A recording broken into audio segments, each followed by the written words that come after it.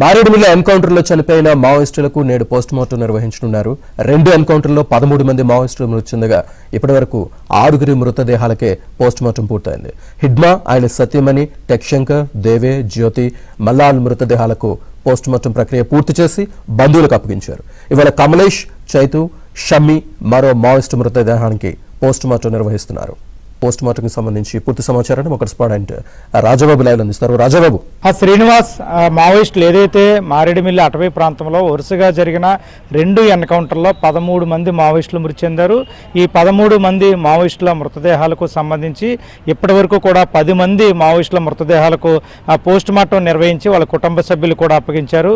ఈరోజు 3 మావోయిస్టులకు ఇక్కడ పోస్టుమార్టం నిర్వహించాల్సి ఉంది. వాసు, సురేష్, అనిత ఈ 3 మావోయిస్టుల మృతదేహాలకు కూడా ఈరోజు పోస్టుమార్టం నిర్వహించేందుకు కూడా అధికారులు ఏర్పాట్లు చేస్తున్నారు. అంటే వీళ్ళంతా కూడా 2 ఎన్కౌంటర్లో వరుసగా జరిగిన 2 ఎన్కౌంటర్లో మృతి చెందిన మావోయిస్టులు ఛత్తీస్గఢ్ రాష్ట్రానికి చెందిన వారు కావడంతో వాళ్ళకి సమాచారము అందరము అక్కడి నుంచి వాళ్ళు ఇక్కడికి వచ్చిన తర్వాత పోస్టుమార్టం నిర్వహిస్తున్నారు.